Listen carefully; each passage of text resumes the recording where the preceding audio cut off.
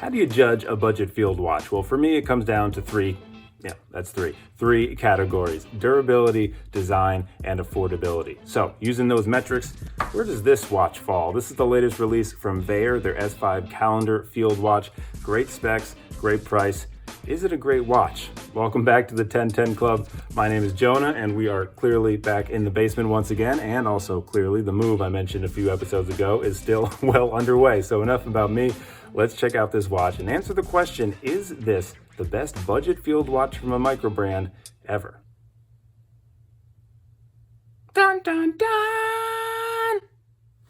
Also, can you review a field watch without having hatchets and knives in the background?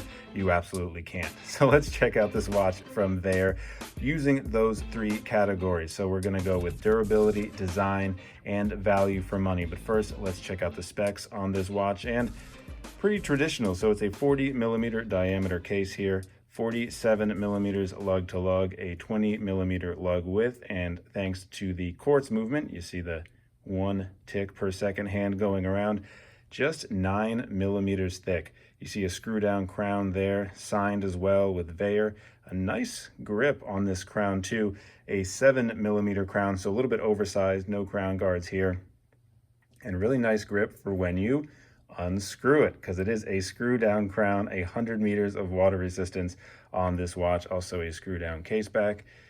Check that out quick. There, some stats, the Miyota movement inside. Also, this supplied rubber strap came with these quick release pins, which is super convenient. Also, the tan strap here in the background came with it. Also, signed buckle here. We'll check out the tan one in just a little while. There's the almost just kind of looks like a laser etching there for the signed buckle. So this is a great bracelet, or sorry, strap as well. Rubber, really soft, really comfortable. Also it tapers 20 millimeters down to 18.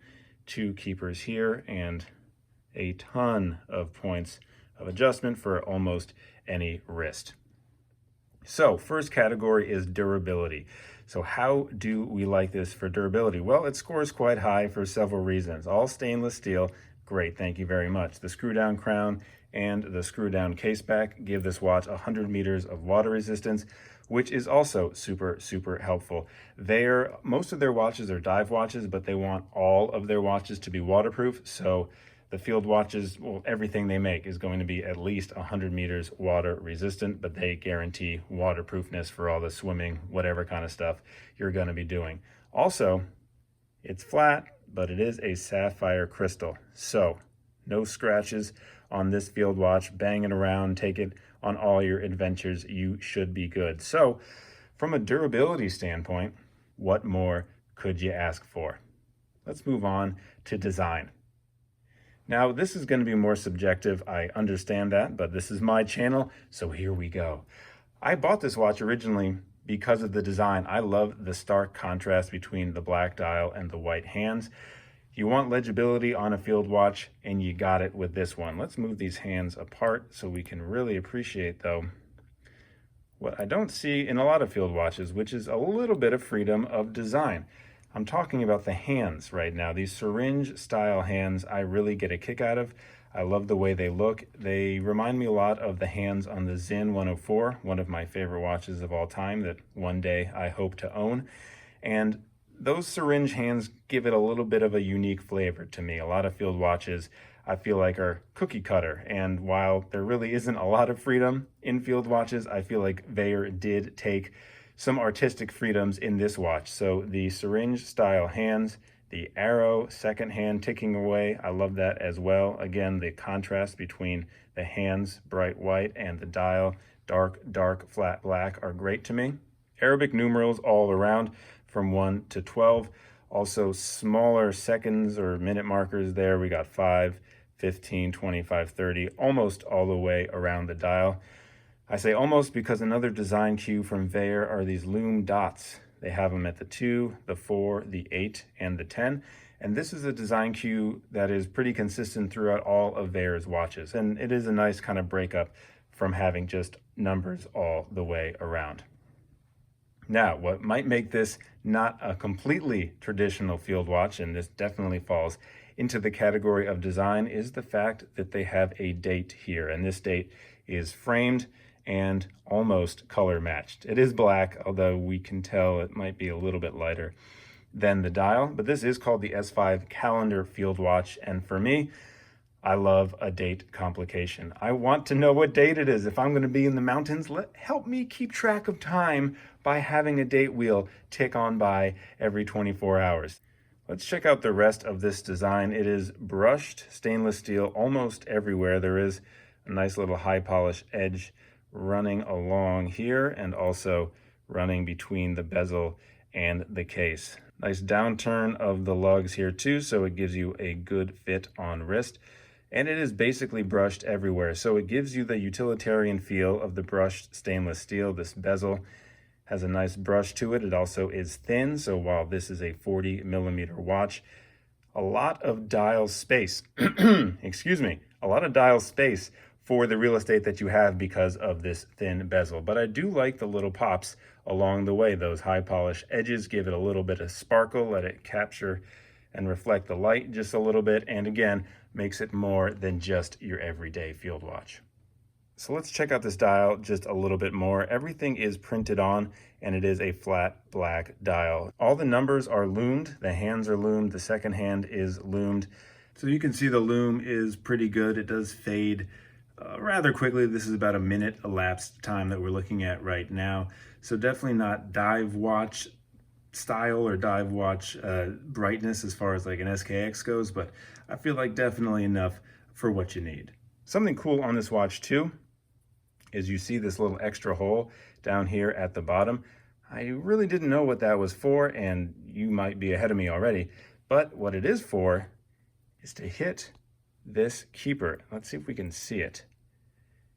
Right in there, that little kind of positive jut out of rubber fits in to this hole, so it kind of locks the strap in place, which is kind of cool. So if you've ever had the experience with the keepers wandering, once you kind of put this on your wrist and you get it right in there, you can feel it fit in like a puzzle piece. So the strap, you really have to pull on it to get it out. So it's just a nice way to securely keep your strap in place, which is just a nice little detail that now that I've seen this, I do recognize it from other straps, but it is cool to have a watch that has one on it.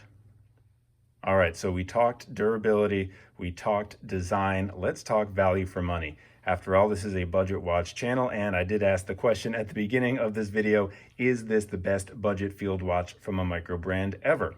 So what do you get for the money you spend? Well, the full list price of this watch is $165. And for $165, I do feel like you get a lot. The sapphire glass, the full stainless steel construction, the guaranteed waterproofness is great. The date complication is great. And there are some extra attentions to detail for the price as well. The signed crown, you don't see that at Seiko's twice or three times that price. You don't see it on some of the $1,000 Seikos. So to see a signed crown on a $160 watch, it is nice to see. They also do the honors of signing the buckle, kind of, although this seems to be more of like a laser etching than a full engraving, but still signed everywhere for the price. Thanks. Also, this strap is one of the most, as I mentioned, comfortable rubber straps, so thank you for the comfort.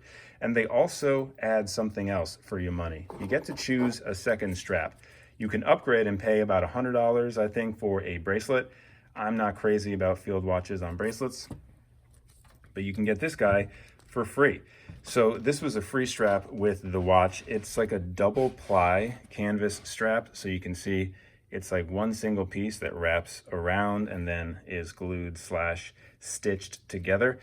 I will say though, not very comfortable. When I say not very comfortable, it's not comfortable at all, especially if you're messing around with this soft rubber strap. It's just hard. You can see, I really am pressing hard to get it to fold together. It's almost impossible. So this definitely is rugged. It also has that signed buckle. So should you buy one? Well, that depends on how much of a romantic you are.